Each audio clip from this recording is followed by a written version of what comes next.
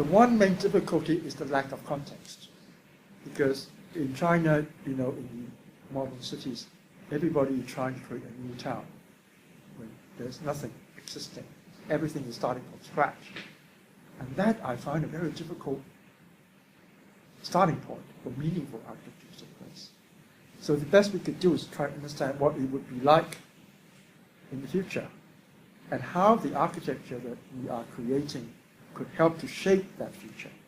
But in China, in those scenarios, you might have to start something, and hopefully you create a scenario where others might later chime in and fit in. And together, hopefully, you could create a place, a neighborhood.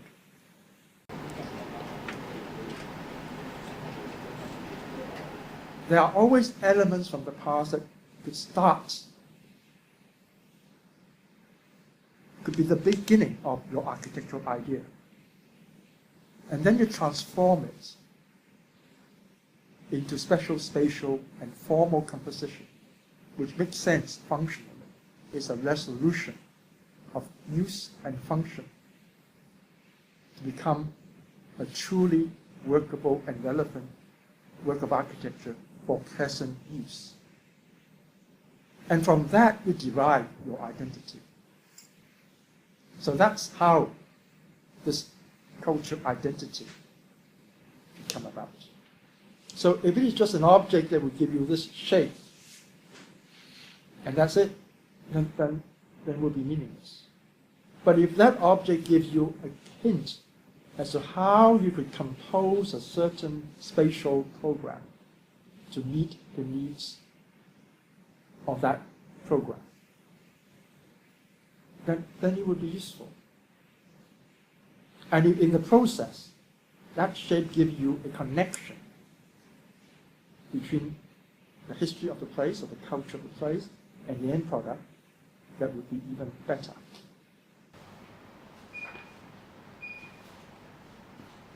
Space. How we perceive space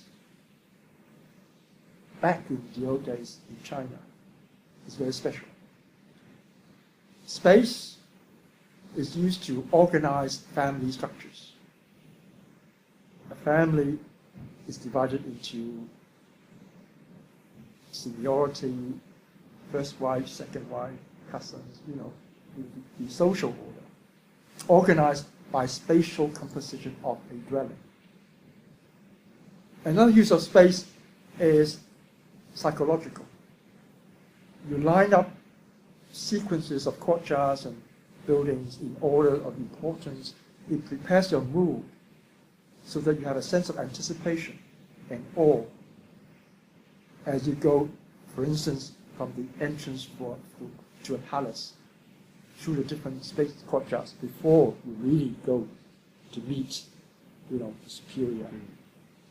So it's used as a means to condition your mental reaction, blurring the boundary between exterior and interior, as in many Chinese gardens, where it's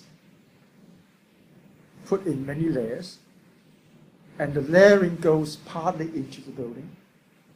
So you have an illusion always of being on the outside when you're inside, and of being on the inside when you're on the outside. So this blurring of rigid boundary between outside and inside is also a clever use of space. So these are the things that we could reuse spatially in today's different types of buildings to achieve different purposes. But it originates from the past. And maybe that makes it Chinese. The third culture is about community.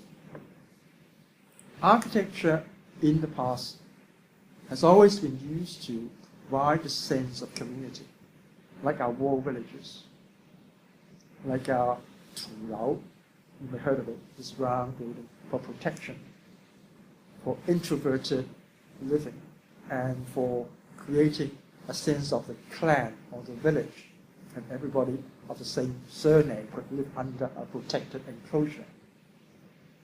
The use of buildings and the use of space of the appropriate scale and ambience to create a sense of community is something which is very often required in, again, today's different building types.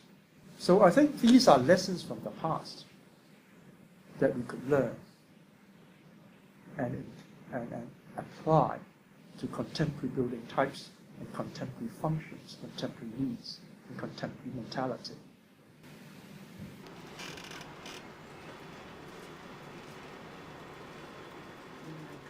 Especially in cities like Hong Kong, Singapore, Shanghai.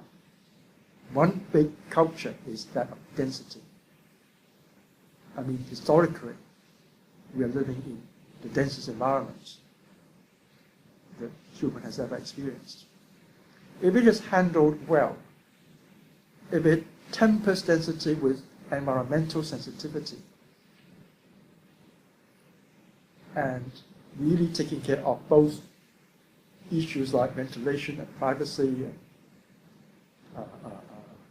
noise and all that, and still have an optimum density, it actually would give the city a sort of dynamic interaction, convenience, accessibility.